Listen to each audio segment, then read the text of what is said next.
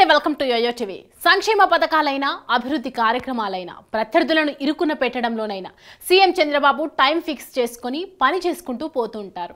ఇందులో భాగంగా ఇచ్చిన హామీ మేరకు పింఛన్లను జూలై 1వ తేదీనే అర్హులైన వారికి పెంచిన పెన్షన్ పంపిణీ చేయాలని చంద్రబాబు ఇప్పటికే అధికారులకు ఆదేశించారు. ఇదే సమయంలో అమరావతి అభివృద్ధికి కావాల్సిన విరాళాలను సేకరిస్తున్నారు. మరోవైపు వైసీపీ హయాంలో జరిగిన అవినీతిని బయటకు తీస్తున్నారు. ఇక ఇవన్నీ ఒక ఎత్తు అయితే జగన్ ను టార్గెట్ చేయడం మరో ఎత్తు. అందుకే జగన్ విషయంలో సీఎం చంద్రబాబు పక్కా పర్ఫెక్ట్ స్ట్రాటజీతో అడుగులు వేస్తున్నారు.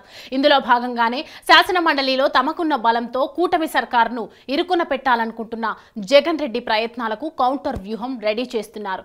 ఎలాగైనా ఈ టర్మ్ లో రాజధానిగా అమరావతికి ఓ రూపునివ్వాలని టార్గెట్ పెట్టుకున్న చంద్రబాబు ఆ దిశగా స్పీడ్ పెంచారు. ముఖ్యమంత్రిగా బాధ్యతలు చేపట్టాక అమరావతి ప్రాంతాన్ని పరిశీలించిన చంద్రబాబు రాజధాని నిర్మాణంలో చేపట్టాల్సిన భవన నిర్మాణాలకు వేగంగా అనుమతులు జారీ చేస్తున్నారు. అమరావతి విషయంలో సర్కార్ ఇలా దూకుడుగా వ్యవహరిస్తుండగా వైసీపీ నుంచి ఎదురయ్యే చిక్కులను కూడా అంచనా వేస్తోంది.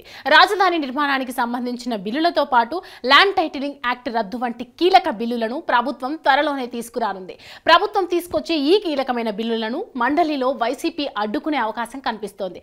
కౌన్సిల్లో ఆ పార్టీకి 38 మంది సభ్యుల బలం ఉండటంతో అక్కడ ఉనికి చాటుకునేందుకు ఎలాగైనా అభ్యంతరం తెలపనుంది. ఇప్పటికే ఆ దిశగా జగన్ రెడ్డి ఎమ్మెల్సీలకు సందేశం ఇచ్చారు. ఎలాగూ మండలిలో కీలక బిల్లులకు వైసీపీ అభ్యంతరం తెలపడం ఖాయమని భావిస్తున్న బాబు రాజధాని విషయంలో ఆటంకాలు లేకుండా ముందుకు వెళ్లే విషయంపై సీరియస్ గా కసరత్తు చేస్తున్నారు.